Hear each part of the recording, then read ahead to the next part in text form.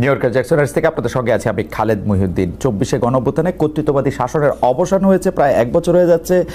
গণতন্ত্রের যে নতুন অভিযাত্রা, তাতে আশা জাগে নিয়ে কি দেখছি আমরা, নাকি একজন আরেকজনের বিরুদ্ধে যারা 24-এর সহযোদ্ধা ছিল বলে নিজেদের দাবি করেন, তারা একজন আরেকজনের বিরুদ্ধে আঙ্গুল তুলেই যার যার নিজের কৃতিত্ব জাহির করতে যাচ্ছেন। এসব নিয়ে কথা বলতে আমরা জনকল্যাণমুখী রাজনীতিটা কোথায় আছে, কোথায় হচ্ছে, সেগুলি নিয়ে কথা বলার জন্য এখন আমরা আলোচনার জন্য এখন আমাদের সঙ্গে আছেন জামায়াতে ইসলামের আমির ডক্টর শফিকুর রহমান আমাদের সঙ্গে আজকে আছেন। তাকে আমরা স্বাগত জানাই। তিনি আমাদের সময় দিয়েছেন, তার এই চরম ব্যস্ততার মধ্যেও তিনি আমাদের সাথে যুক্ত হয়েছেন। এবং ডক্টর শফিকুর রহমান, আপনাকে আন্তরিক ধন্যবাদ এবং কৃতজ্ঞতা, আমাদের সাথে আপনি যুক্ত হয়েছেন। আমাদের সাথে আরও থাকছেন জনাব মির্জা ফখরুল ইসলাম আলমগীর, নামেই যার পরিচয়। আলাদা করে তার সম্পর্কে শুধু এটুকুই বলার আছে, গত 15 বছরে শেখ হাসিনা সরকারের সময় তিনি বারবার জেল খেটেছেন। সেই সময়ের মধ্যেও তিনি বিএনপিকে ধরে রেখেছিলেন, বাংলাদেশ জাতীয়তাবাদী দলকে তিনি ধরে রেখেছেন, নেতৃত্ব দিয়েছেন, বিভিন্ন সময় বিভিন্ন গুরুত্বপূর্ণ সিদ্ধান্ত দিয়েছেন, সামনে থেকে নেতৃত্ব দিয়েছেন। মির্জা ফখরুল ইসলাম আলমগীর, যাকে আমরা একজন পরিচ্ছন্ন রাজনীতিবিদ হিসেবে জানি, তাকে আজকের অনুষ্ঠানে পেয়ে আমরা স্বাগত জানাই। আপনাকে আন্তরিক কৃতজ্ঞতা জানাই যেন মির্জা ফখরুল ইসলাম আলমগীর, আপনি আমাদেরকে সময় দিয়েছেন এবং আমাদের সাথে যুক্ত হয়েছেন। অনেকেই বলে থাকেন যে বাংলাদেশে রাজনীতি করতে হলে ভারতের সাথে একটা বড় সম্পর্ক রেখে রাজনীতি করতে হবে। আপনার কাছে কি মনে হয়, এই সময় ভারতের সাথে বড় সম্পর্ক কারা রাখতেছেন এবং জামায়াতে ইসলামীর সাথে ভারতের সম্পর্ক আসলে কেমন? প্রথম কথা হলো যে রাজনীতি কার জন্য? রাজনীতি আমার মাটি এবং মানুষের জন্য। সুতরাং আমার সম্পর্কটা হবে জনগণের সাথে, আমার সম্পর্ক হবে আমার মাটির সাথে। এটা আমার 1 নম্বর প্রায়োরিটি। 1 নম্বর প্রায়োরিটিকে তার জায়গায় রেখে দুনিয়ায় যারা বন্ধু হয়ে এগিয়ে আসবেন দেশ এবং জনগণের কল্যাণে, আমরা সবাইকে আমরা স্বাগত জানাবো, অভিনন্দন জানাবো এবং বুকে ধারণ করব। কিন্তু যদি এই সম্পর্ক রাখার অর্থ এটি হয় যে কোনো রাষ্ট্রের আনুকূল্য নিয়ে অথবা রাষ্ট্রকে সন্তুষ্ট রেখে কোনো ধরনের রাজনৈতিক কর্মকাণ্ড পরিচালিত হবে, আমরা তার সম্পূর্ণ বিরোধী। ওকে, এই ক্ষেত্রে কেউ কেউ বলতেছেন যে বিএনপির সাথে ভারতের একটি সম্পর্ক দেখা যাচ্ছে, আবার কেউ কেউ উল্টোটা বলতেছেন ডক্টর মোহাম্মদ ইউনূস ভারতের সাথে সম্পাদিত শেখ হাসিনা সরকারের কোনো চুক্তি আলোর সম্মুখে আনছেন না এবং তার কোনোটিই বাতিল করছেন না, কারণ ডক্টর মোহাম্মদ ইউনূস সরকারেরও ভারতের সাথে একটি নিবিড় এবং প্রবল সম্পর্ক রয়েছে। আপনি এই দুটি কিভাবে বিবেচনা করেন, যে বিএনপির সাথে কি আসলে ভারতের একটি প্যাক্ট আছে? ডক্টর মোহাম্মদ ইউনূস কি ভারতের কাছে মুখে যাই বলুন খুবই নতজানু সরকার? মানে হোয়াট ইজ আপনার বিশ্লেষণ একটু শুনতে চাই। আসলে প্রথমটা আপনি যেমনটি শুনছেন আমিও তেমন শুনতেছি, আমার কাছে এর কোনো ডকুমেন্ট নাই। আর দ্বিতীয়টা যেটা বলতেছেন ডক্টর ইউনূস সাহেবের ব্যাপারে, আমি এর কোনো আলামত দেখতে পাচ্ছি না যে উনি ভারতের কাছে নত জানু, এর কোনো আলামত আমার কাছে স্পষ্ট নয়। ভারতের সাথে আমরা ভারতকে বিভিন্ন বিষয়ে তার সাথে কনফ্লিক্টে দেখতে পাচ্ছি। ভারতের সাথে হাসিনা সরকারের সম্পাদিত চুক্তিকে তিনি সামনে আনতেছেন না, এইটা একটা অভিযোগ। আরেকটা অভিযোগ হচ্ছে ভারত একতরফাভাবে ট্রান্সশিপমেন্ট এবং স্থলবন্দর দিয়ে মাল আনা নেওয়া বাতিল করলো, এর বিপরীতে বাংলাদেশ কোনো ব্যবস্থাই নেয় নাই এখন পর্যন্ত। আসলে বাংলাদেশের নেওয়ার সেই সুযোগটাও কতটুকু আছে না আছে সেটা বিবেচনায় নিতে হবে। 2 নম্বর হচ্ছে যে ইউনূস সরকার এখন দায়িত্বে আছেন, আমি ক্ষমতায় বলবো না, এই দেশের জনগণই তাকে দায়িত্ব দিয়েছে, উনি দায়িত্বে আছেন।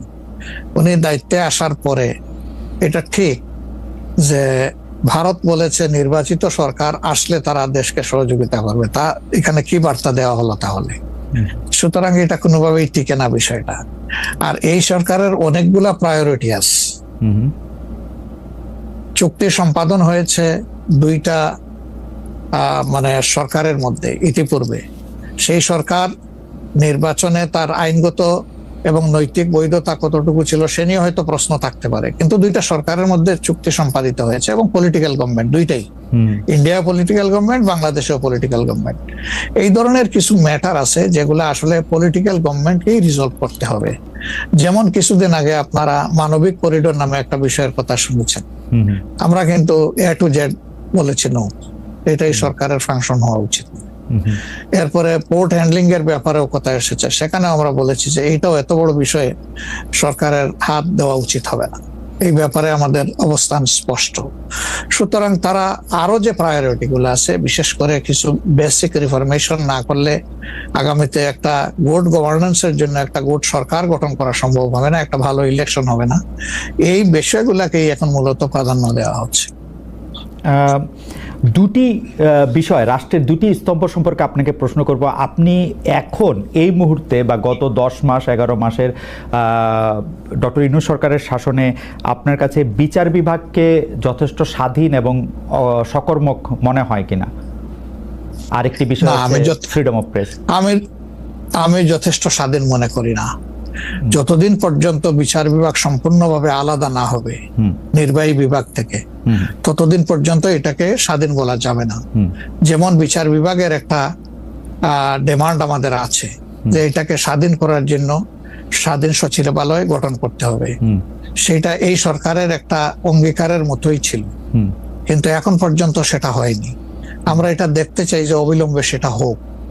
যদি স্বাধীন সচিবালয় কায়েম নাই হয় তাহলে বিচার বিভাগ স্বাধীন হবে কিভাবে? নির্বাহীর অধীনে থাকে তো বিচার বিভাগ স্বাধীন হতে পারে না। এমনিতে আমরা সারা দেশে যে বিচার আদালতগুলি দেখি বা আমাদের যে আপিল আদালত অর্থাৎ হাইকোর্ট বিভাগ এবং আপিল ডিভিশন যে রায়গুলি এই পর্যন্ত দিয়েছে বা দিচ্ছে, আপনার সাথে তো সারা বাংলাদেশের সবাই কানেক্টেড। আপনার কাছে কি মনে হয় যে তারা স্বাধীনভাবে কাজ করতে পারছে, নাকি নির্বাহী বিভাগ আওয়ামী লীগ সরকারের মতোই বা পূর্ববর্তী অন্য রাজনৈতিক সরকারের মতোই প্রভাব বিস্তার করেই চলছে? ইউনূস সরকারও আসলে সুপ্রিম কোর্টের পজিশনটা আমার কাছে আমি প্রথমে আনতে চাই। এখন যিনি প্রধান বিচারপতির দায়িত্বে আছেন, তাকে তার পারফরমেন্সকে আমরা যতটুকু পর্যবেক্ষণ করার সুযোগ পেয়েছি, আমাদের মনে হয়েছে তিনি তার বিবেক এবং তার স্বাধীন চেতা মানসিকতার জায়গা থেকেই তিনি পারফর্ম করছেন। হাইকোর্টের যেহেতু অনেকগুলা বেঞ্চ, সেখানে পার্সন টু পার্সন ডিফারেন্স হতেই পারে, কিন্তু আলটিমেটলি বিচার তো যাবে শেষ পর্যায়ে সুপ্রিম কোর্টের হাতে। এই জায়গাটাকে অতীতের যে কোনো সময়ের তুলনায় আমাদের কাছে বেটার মনে হচ্ছে। আপাতত ভবিষ্যতে তারা কি করবেন সেটা এখনই অগ্রিম বলা যাচ্ছে না। ওকে। আর বিচার আদালতের প্রশ্নে মানে জজ এন্ড সেশনস কোর্ট যেগুলি, ডিস্ট্রিক্ট জজ এন্ড সেশনস কোর্ট যেগুলি আছে 64টা জেলা এবং অন্যান্য ট্রাইব্যুনালগুলি, তারা কি স্বাধীনভাবে কাজ করতে পারছে? আমাদের কাছে যতটুকু ইনফরমেশন, সব জায়গায় তারা স্বাধীনভাবে কাজ করতে পারছেন না।